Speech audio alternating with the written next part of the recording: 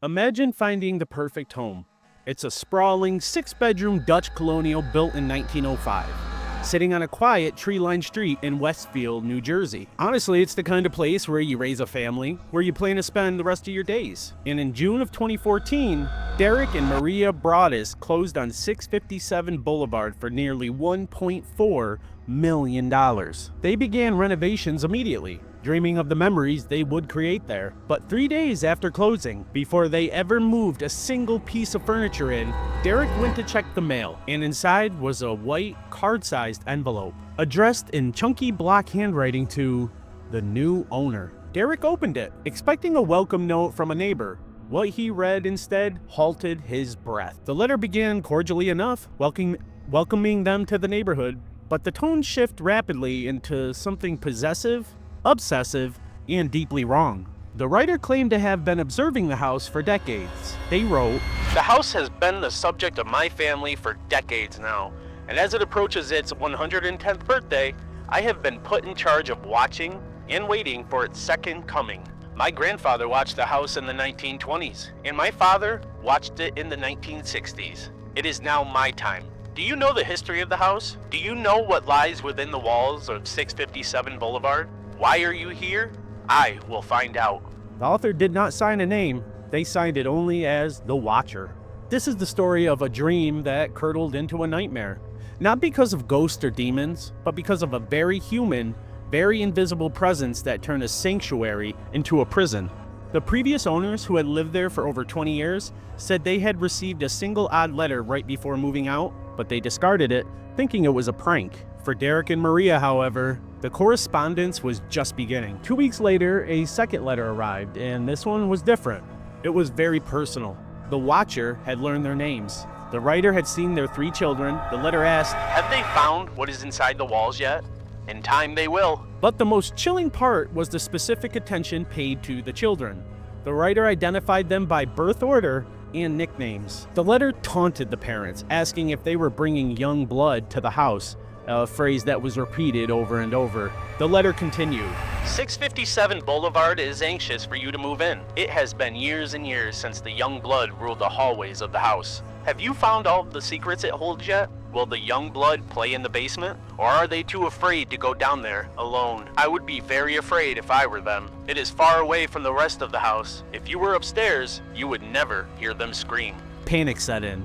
The renovation stopped. The family refused to move in. They hired private investigators. They installed high-end security systems. They even brought in a former FBI profiler. The profile suggested the writer was likely someone older, someone who had lived nearby, and someone who felt a sense of ownership over the property. So suspicion started to fall on their neighbors. And you have to understand that Westfield is a tight-knit, affluent community. Everyone knows everyone, and yet one of them was terrorizing this family. The police and the investigators looked at the Langford family next door, specifically one of their sons, but there was just not enough evidence. DNA analysis was done on the saliva from the envelope flap, determining that the writer was likely female, but it didn't match anyone in the neighborhood who voluntarily gave the samples. Months passed and the house sat empty, a dark monument to fear. The Broadus family was trapped. They couldn't live there, but they couldn't leave. They tried to sell the home, but word had gotten out. Who would buy a home that came with a stalker? So the value of the home plummeted. Then, a third letter arrived. This one was angry. The Watcher was frustrated that the family hadn't moved in yet. The writer taunted them for staying away, asking where they were and why weren't they filling the house with life. The psychological toll was immense. Every car that drove by slowly, every neighbor who stopped by to look at the lawn, all became a suspect. Derek Broadus later admitted that the stress nearly destroyed him. He became obsessed, spending his nights researching, watching the street, and trying to find the person who had stolen their peace. Theories ran wild online. Some believed it was a disgruntled local angry about wealthy outsiders moving in, and others suggested a real estate scheme to drive the price down. A few critics even accused the Broadus family themselves of sending the letters to get out of the sale, a claim that was investigated but later dismissed by law enforcement. Yet it still haunts their reputation. So finally unable to sell, the family rented the house out. But the Watcher was not done.